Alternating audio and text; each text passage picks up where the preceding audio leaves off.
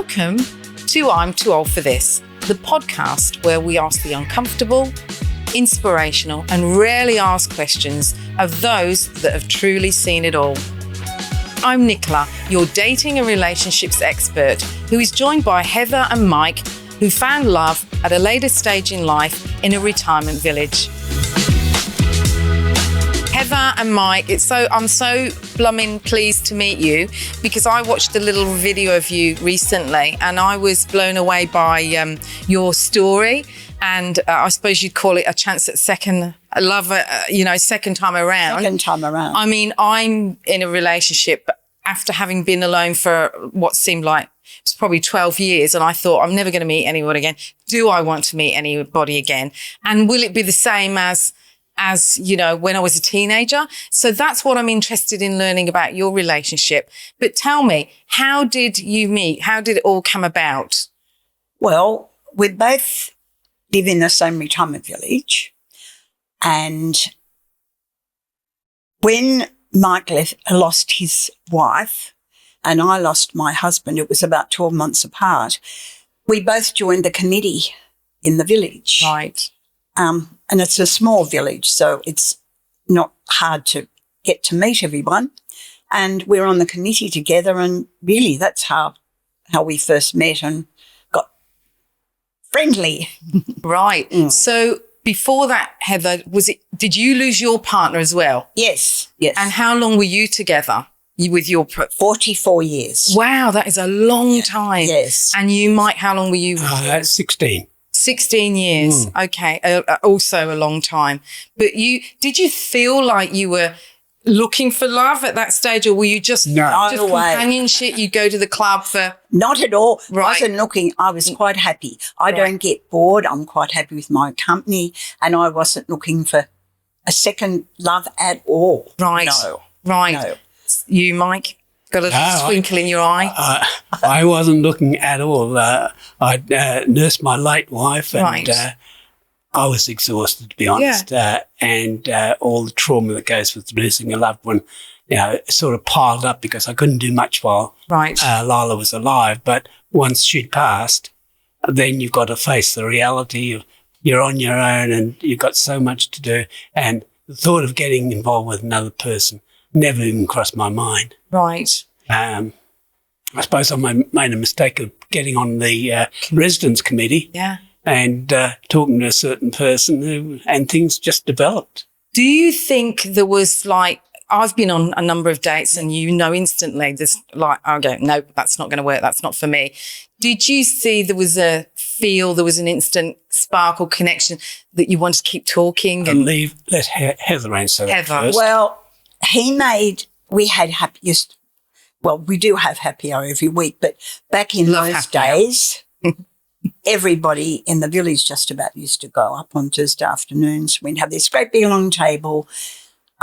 We'd all talk to each other.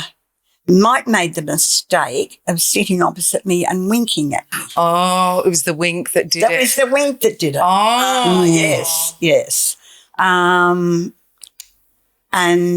But it took a while for the friendship to really develop. Yeah. And start going on holidays together. Right. Mm. Was that just as friends, or do you think there was something a little bit more then? No, it was just really friends. Friends, right. Friends, yes. Right. And company because my husband had been so ill, after he retired, we never were able to go anywhere. And I'd only ever been overseas once, and that was to Fiji a long time ago. And we got talking, and I know the first comment I heard from him was, I want to go to China. And I thought, well, he can go on his own because no way do I want to go to China. But did you go to China? Yeah, we did go to China eventually, yes. So do you see, it sounds like you both had to look after your loved ones, and that was exhausting in a lot of ways. So do you see this was an opportunity to reclaim some of that time where you could do things that you both wanted to do, but you'd found a companionship to do together? I never thought about it in terms of reclaiming something. No. The friendship just developed, and we had lots of things in common, and we found we could talk to each other. Yes. And I think that was a very important part of it, because we just kept on talking to each other, and the more we talked, the friendlier we got. When do you think it was the moment that you went, oh, did you both say, I love you? Who said it first? Was it just something that you intrinsically felt between each other?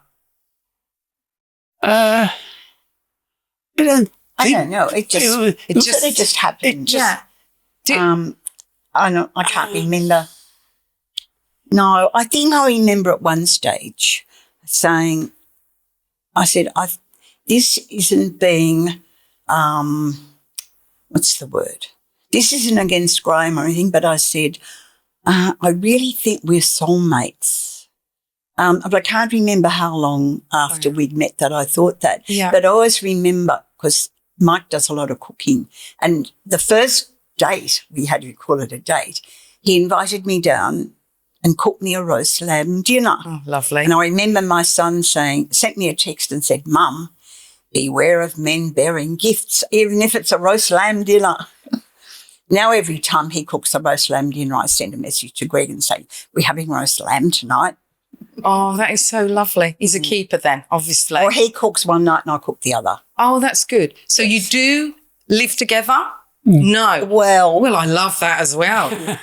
Heather has her unit. Yeah, I think that's a good idea. I have my unit. Yes. And we have breakfast and dinner together Yes. each day. So after dinner, if it's at Heather's, Heather comes to my place. Yeah. And we spend the night together. I like but that. we've got our own space during the day. Should you need it. And I think I've noticed that with me, that I feel that as I've got older, when I was younger, it was all about, oh gosh, I want to live with them. I want to be with them forever and never leave their side. I think as I've got older, I value my independence a little bit more, and I want my separate time and my space. So I think what you're doing is perhaps the way of the future. Who would have thought it? Well, it works wonderfully for us. Yes. Yes. Well, then keep doing it. Well, I always remember my daughter-in-law because my son lived overseas for 22 years working, and she was in Perth with the children. And I always remember one day she said to me, well, I met a friend of mine the other day and they asked me if we'd separated. And I said, no, but she said, I think the reason we're apart so much is the reason we haven't separated.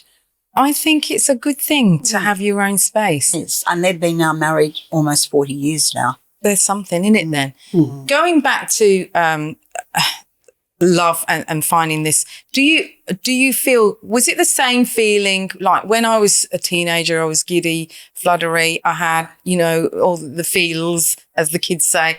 But and I remember going into this new relationship and feeling the same and the same insecurities. Oh God, he hasn't rang me. Oh God, he hasn't texted me.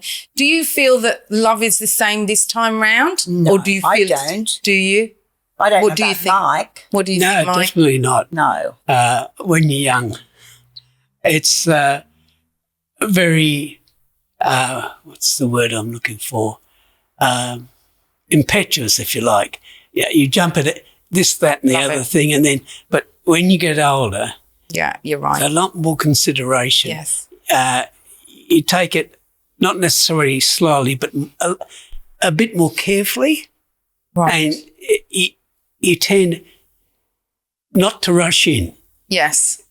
You just go along with the flow. Yes. And if it works out, which it does, that's fantastic. Right. But I think because you're older, you avoid a lot of the pitfalls that you would have met and had to handle when you're younger. Maybe I'm just still silly and stupid about the whole thing, Well, nothing wrong with it. As long as you're happy with it. Yeah. Happiness, I think, is the main thing. Now, tell me, you spoke about your children. You've both got children? I've got stepchildren. Right. Heather's got two of her own. How did they feel about the relationship? Was there any issues? Were they? Mine didn't have any issues whatsoever. No, they just thought it was great. The only funny thing about it was there was a gentleman lived in the village, and he was this tall gentleman with this old straw hat. And when I said something to my daughter about having met Mike, and she drove in one day, and after she met Mike, she said, oh, Mum, I'm so pleased it's not that old man in the straw hat. But no, Thank goodness. they didn't They've have been any. fine. No, and I think the relationship between my children and Mike's wonderful. In some ways, he's treated just like their dad. That's lovely. And Greg rings Mike up quite a bit and tells him funny stories about work and things. And Kim's been very caring for Mike during some traumatic times with his health. She's looked after him so well, hasn't she? She has. That is so lovely. So you, both of you grew families. You got additional people into your lives. That's right. Yes. That's right. Yeah. At your retirement village, there'd be many people that live on their own now. Is there any other, is there any other couples that you know of out there? It's quite sad because we have a community, Brightwater has a community of people that, clients that live on their own. What would be your best advice for them to, it's very hard to make that step for them. You've got a club on your doorstep within the retirement village. What advice would you give to those that live on their own, that are looking, not so much, it may not be for love, it may be a companionship, partnership. What advice would you give them? It's very hard these days for even younger people to meet. Yeah. It's a tough one, isn't it? It's a damn good question. And, because I think there's a lot, I just take our village and looking around, I think there's people in our village that wouldn't be interested in me. Not interested. No, fair and enough. One lady in particular, someone asked her something one day and she said, no way, once was enough. I'm quite happy on my own. I don't want a second relationship. Fair enough. And I suppose it's good in the village that they're surrounded. You were surrounded. You've got that community access. You've got the community facilities, and that is quite helpful. And our village is quite small, really, too. Because the community of the village, if you're prepared to go to a social function or whatever else the committee put on, then you're going to meet your fellow villagers and, hey, maybe a friendship can develop. Yes. It did with us. But if you're in suburbia, in your own home, and you're not prepared to get up and go to a club or somewhere where you can meet other people, then you're going to be left alone. We have a burning question in the village at the moment, and that is, what can we do to ensure that nobody who has an accident in the home is left? Yes. It's a burning question because nobody can come up with a solution. I don't think there is a solution, to be honest. But if you're on your own, you have a fall, you have no means of communicating with the outside world, what can the outside world, in effect, do to help you? And sadly, the answer is nothing because they don't know about you. It's quite sad. But we're trying to look But at least you have your community that seems to be looking out for each other, which is a great thing. The other thing is, all right, I check on the lady over the road every day. That's fine. But I'm not there 24/7. No. So between when I check on her and perhaps her daughter rings her at night, she could have had a fall and be on the floor for 3 or 4 hours. Yes. You can't look after someone 24/7. No, absolutely. You can't be caring for someone 24/7 unless you're living with them. Yeah. Now, I notice, and I might be wrong, you're not married, are you? No. No. So what are your thoughts on marriage? Oh, it's great. No, we discussed this. At length. Oh, really? Do tell. Well, Mike said he would love to marry me. I said, I'd like to marry you. But right. It gets quite difficult with families. Yes. The financial side. Financially. Yes. Yeah. And also, if we'd got married, all right, you'd naturally move into one unit, wouldn't you? You wouldn't live in separate units. And to give up 2 units, we'd have to sell both. Right. And then buy another one back. Right. It's too hard. It's too hard. You don't need to. No. Besides. And besides. This is perfect. You've got the perfect setup, Mike. Yeah, that's right. It's the setup I looked for when I was 17. Yeah, right. Don't we? Yeah, I think that's what we all aspire to. No, I think you've got it. You've got it fine, and as long as it works. That's right. Yeah. Yes. It works wonderfully well. And as Heather said, to get married, the financial costs, are so high, and they are high, just means that we're throwing an awful lot of money. Agree. Yeah. And we're not gaining anything. No, you could go on another holiday, That's couldn't right. you? Oh, yes. Yeah. First class. Absolutely. Yeah. That's right. Well, I think you should do it. What do you consider to be very important in a relationship, in your relationship, that wasn't so important back then? What do you want? What do you look for from each other? It's a hackneyed word, but it's still applicable. Companionship. Yeah, I like that Yeah. word. Yeah. And give and take. Yes. Give and That take. was in the Yeah. other relationship as well. Yes. But Yeah. I think you've got to be, we said considerate, but understanding. And there's a sort of a difference between understanding and considerate. You've got to be more understanding of what your partner needs and try to accommodate them. Sometimes, and we both do it, we'll take a backward step. So the other one is looked after. You just say, well, you come first. Yes, right. That's lovely. And it just happens.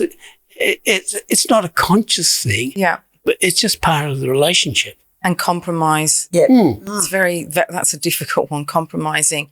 What bothers you about each other? You know, does he get on your nerves? Of course. No, he can get a bit cross sometimes, and I just think Does he? I just keep quiet Yes. and let him calm down. Yeah. Yeah. Yeah. I think we all get like that, Yeah. don't we? Yeah. Have you got, is there anything from Heather that irritates you? Not really. Spill the dirt. No. I haven't got any to spill, unfortunately. Sometimes I might interrupt him when he's saying something, and I say, oh, okay, sorry. Oh, I do that all the time. Yeah. I do that all the time. Going back to the ageism, and do you feel like what your relationship is a surprise to some people, given your age? Is it like, oh, you know, I think it's absolutely wonderful, and I feel like it gives hope to everybody that, you know, love is infinite.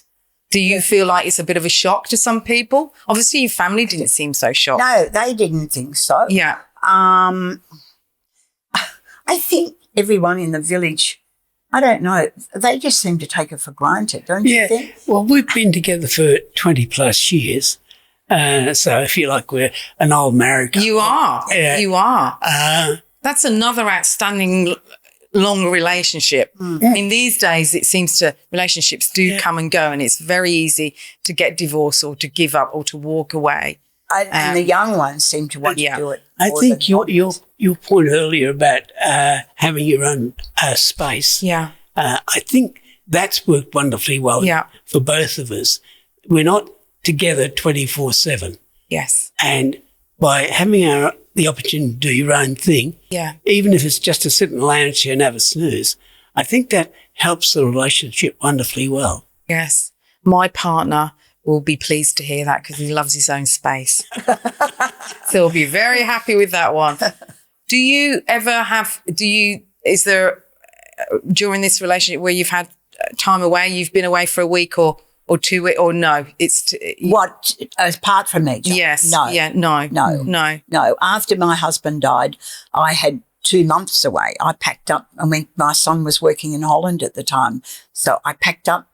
He was here, of course, and he and I went back to Holland. I said, I'm staying with you for 2 months. I'm getting out, just getting away from everything for 2 months. But at that stage, I knew Mike, but we hadn't really become friendly because he'd been looking after his wife. But no, since then, no, there hasn't been a time. You haven't had a falling out? No. Argument? Not really. Oh, damn it. Nothing. That is wonderful. I have learned to bite my tongue at times. Yeah. I mean, we all have to do that, don't we? Yeah. In every but there hasn't been a big blow-up thing or anything like that. No. No, you haven't decided to go home to mum, have you? No, I haven't decided. I'm leaving you. Oh, I'll just go next door. Slam the door as you go. I'm going up the street. One of the things that I did want to ask is, having lost your partners and then moving into the new romance, was there any guilt associated with that? Did you feel guilty did you feel like you were doing, a disservice to your previous partners or being disloyal to them? Well, I didn't because although we'd never discussed it, I knew that, I didn't expect to meet anybody, but I knew if I did that my late husband would have been happy that had happened. Yeah, that's so nice. Yes. What about you, Mike? No guilt, because after the initial stage, after my wife's death, I realised that all my memories of my wife were happy ones. Yes.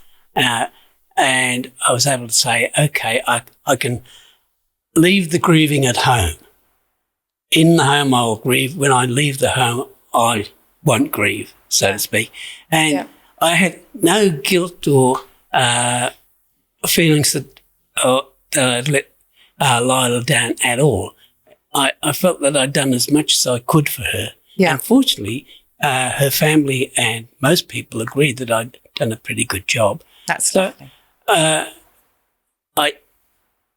I will admit I asked questions as our relationship was developing, but I thought, well, to hell with it. I'm going to keep going. I'm enjoying myself too much.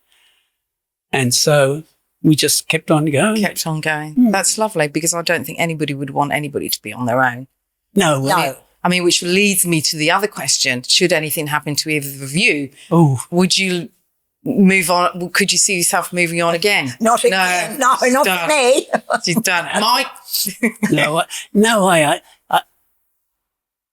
I'd be totally lost. Yeah. We're young enough to pick up and start over again back in the early 2000s, but now it's 20 plus years later. We're a lot older, and if I was to lose Heather, I think I'd just collapse. Yeah. Simple as that. Yeah. Oh, that's lovely. I hate to think what would happen. Yeah. Well, no, nothing's going to happen. It's all going to be lovely. One of us has got to go first. Yeah. Yeah. Well, yeah.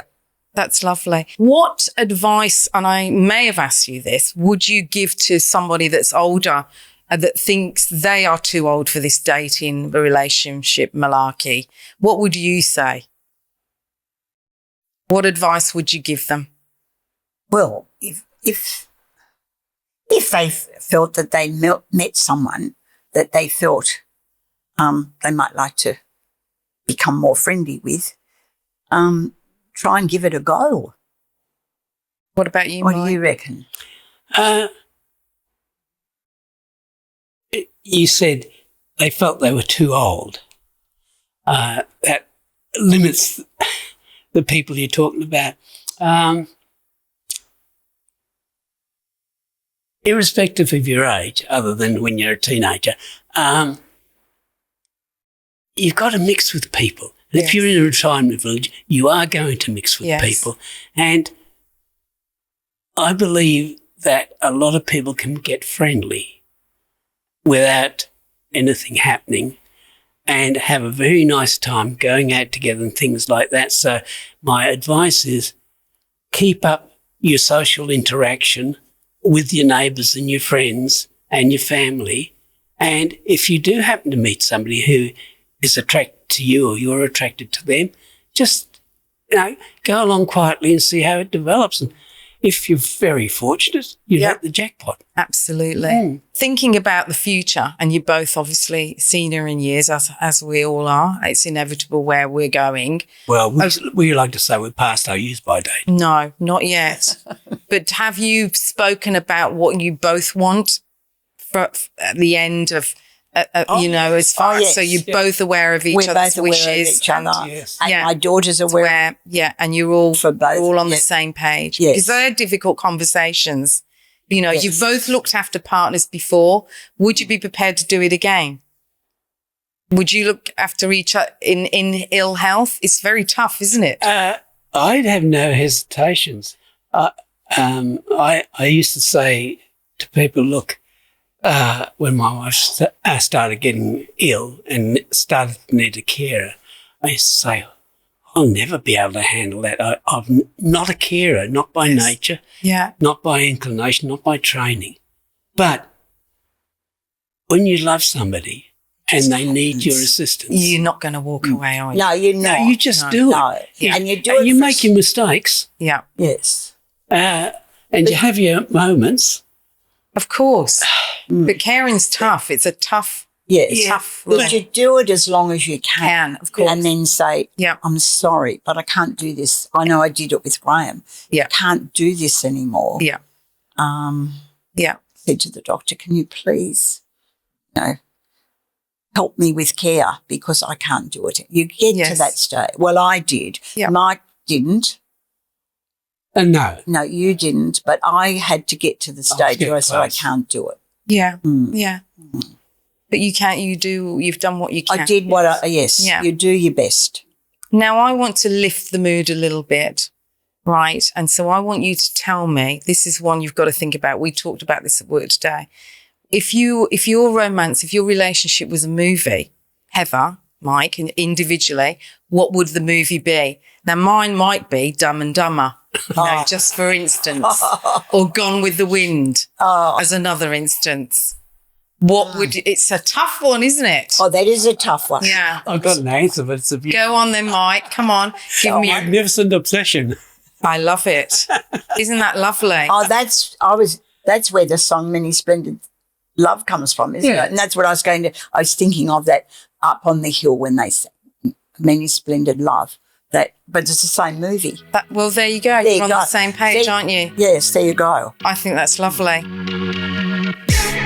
We'll see you next time on I'm Too Old for This. I'm Too Old for This is brought to you by Brightwater. Brightwater creates communities where people connect and belong.